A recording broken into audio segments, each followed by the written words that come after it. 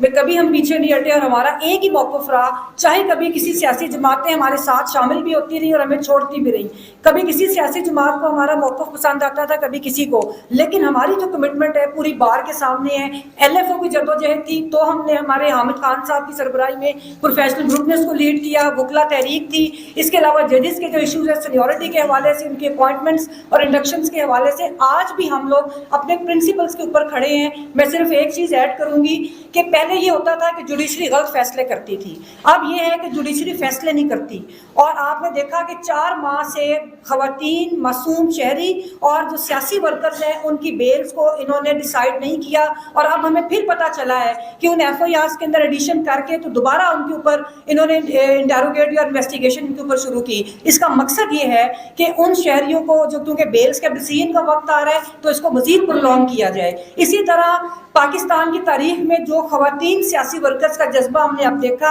اور جس طرح خواتین کی شمولیت تھی اس کو ڈسکریج کرنے کے لیے جو کیا جا رہا ہے اس میں جوڈیشری برابر کی شریک ہے، اور مجھے بہت افسوس کے ساتھ کہنا پڑتا ہے کہ صرف یہ نظر آ رہا ہے کہ پاکستان کے اندر سیاسی نظام کو پنپنے نہیں دینا۔ ضیاء اللہ کہتا تھا کہ آئین 12 صفحوں کی کتاب ہے، اور اب ہمیں نظر آتا ہے کہ وہ 12 صفحے بھی انہوں نے غائب کر دیے، تو بڑے افسوس ہے ہمیں ساری سچویشن کے اوپر۔ مجھے نہیں پتا کہ پاکستانی ریاست نے دیوالیہ ہوئی ہے یا نہیں ہوئی، لیکن عوام جو ہے وہ دیوالیہ ہو گئے ہیں، ان میں بلز اور اپنی جو زندگی گزارنے کی سکت باقی نہیں رہی۔ میں سیاسی جماعتوں سے بھی مطالبہ کرتی ہوں جن کی پہلی ذمہ داری تھی، اور سب کمپرومائز سیاسی جماعتیں تھیں جنہوں نے عوام کے لیے کبھی نہیں سوچا، نہ ججز کا احتساب کیا، نہ جرنیلوں کا احتساب کیا، اور اب میں ان سے مطالبہ کرتی ہوں کہ آپ اپنے منشور کے اوپر، اور بلکہ پاکستان کی عوام سے میں یہ ریکویسٹ کروں گی کہ آپ لوگ اپنی آواز اٹھائیں کہ یہ سیاسی جماعتیں واضح طور پہ اپنے منشور کے اندر لکھیں کہ انہوں نے کیا پروگرام دینا ہے، معاشی پروگرام کیا ہوگا، کہ عوام کے جو مسائل ہیں آئی ایم ایف سے باہر نکل کے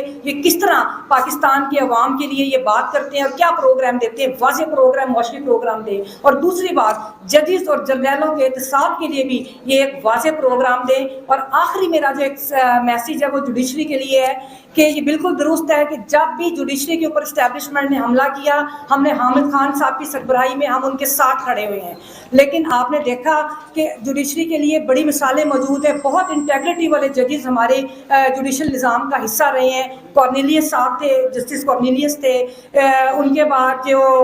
کے ایم سمدانی صاحب تھے، رستم کیانی صاحب تھے، ان لوگوں نے کبھی اسٹیبلشمنٹ سے کمپرومائز نہیں کیا، اور آخر میں آپ نے دیکھا جسٹس وقار سیٹھ صاحب تھے۔ تو اس لیے اگر یہ چاہتے ہیں تو ہمت کریں، پوری قوم ان کے ساتھ کھڑی ہے، وکلا تو کھڑے ہی ہیں، پروفیشنل گروپ تو ہمیشہ اصولوں کے ساتھ کھڑا رہا، اور ہمارا نعرہ مزاحمت ہے، اور ہم آخری وقت تک اپنی مزاحمت کو جاری رکھیں۔